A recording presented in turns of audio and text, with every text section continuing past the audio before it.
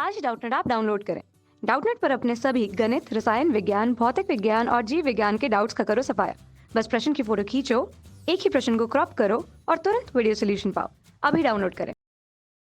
प्रश्न दिया है कथन के रूप में। पहला कथन दिया है, दो वस्तुओं के बीच आवेश के पुनर्वितरण के क्रम में आवेश संरक्षित रहता है लेकिन विद्युत ऊर्जा में ह्रास होता है। ठीक है। और दूसरा कथन दिया है, आवेश के पुनर्वितरण के क्रम में ऊर्जा संरक्षण का नियम वैध नहीं है। ठीक है। तो इसके हिसाब से यहाँ पे 4 ऑप्शन दिए गए हैं इस प्रश्न के लिए। तो हम लोग सबसे पहले यहाँ पे समझ लेते हैं कि दो वस्तुओं में ऊर्जा का पुनर्वितरण किस प्रकार से होता है। ये हम लोगों ने दो आवेशित चालक ले लिए हैं, जिस एक का नाम ए है, एक का नाम बी है। ठीक है। ये दोनों कैसे हैं? आवेशित चालक हैं। ए में Q1 आवेश है और बी में Q2 आवेश है। ठीक है। तो इस तरह से हमने दो आवेशित चालक लिए हैं। इन दो आवेशित चालक को हम लोग एक तार के माध्यम से जोड़ देते हैं। ठीक है। यह एक तार के माध्यम से जब हम लोग जोड़ देंगे तो देखो, जो Q1 आवेश वाला है हम लोग का चालक ए है, उसका विभवांतर अलग होगा, इसका विभवांतर क्या होगा? अलग होगा। और इसका जो विभवांतर है वो भी अलग होगा।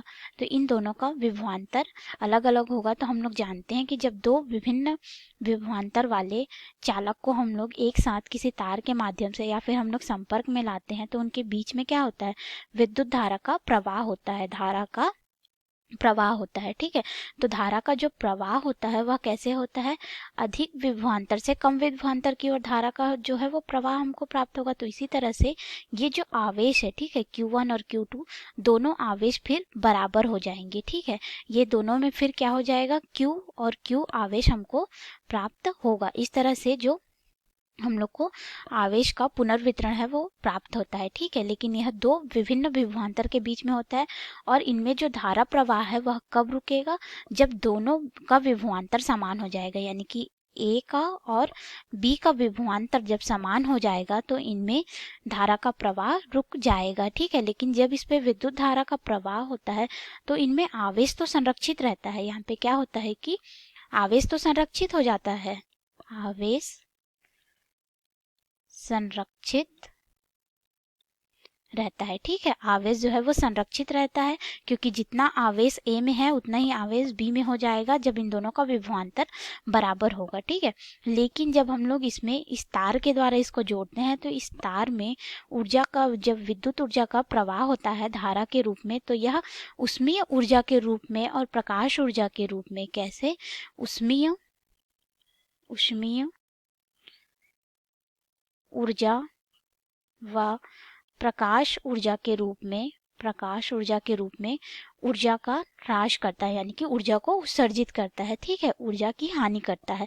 तो देखिए, इसमें उष्मीय ऊर्जा या प्रकाश ऊर्जा क्यों उत्पन्न होती है?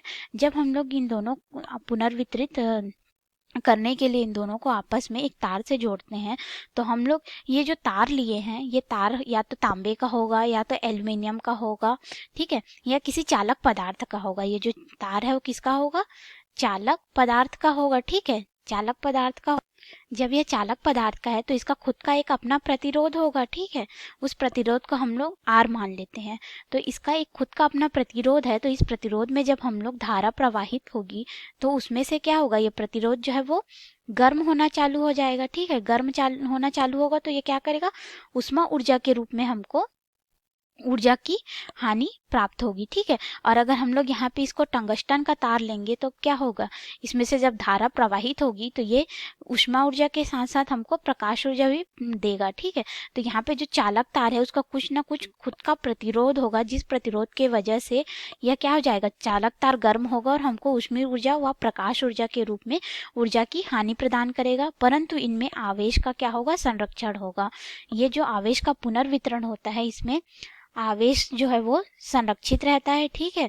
आवेश संरक्षित होता है परंतु हमको उष्मा ऊर्जा यानी कि उष्मीय ऊर्जा व प्रकाश ऊर्जा के रूप में ऊर्जा की हानि प्राप्त होती है। और इन दोनों का आवेश जो है Q और Q बराबर होता है तब यह जो विभवांतर रहता है वो दोनों का विभवांतर बराबर हो जाता है। तो आपको यहाँ पे आवेश का पुनर्वितरण समझ में आया होगा। अब आइए हम लोग अपने प्रश्न में चलते हैं। ठीक है, हमारे प्रश्न में हमको पूछा गया है कि दो वस्तुओं के बीच आवेश के पुनर्वितरण के क्रम में आवेश संरक्षित रहता है लेकिन विद्युत ऊर्जा में ह्रास होता है।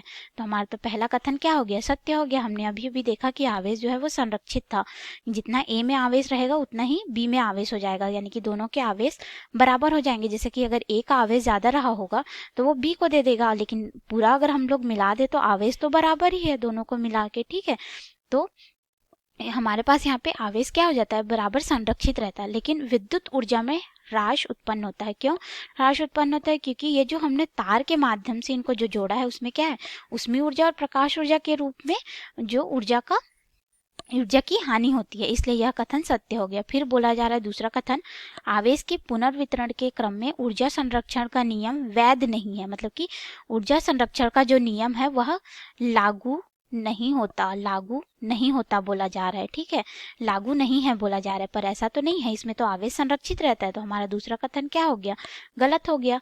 तो आइए हम लोग इसके आधार पे अपने इस प्रश्न में देखते हैं कि कौन सा कथन सही है। पहले में बोल रहा है कि कथन ए सत्य है, एक सत्य है, कथन दो असत्य है।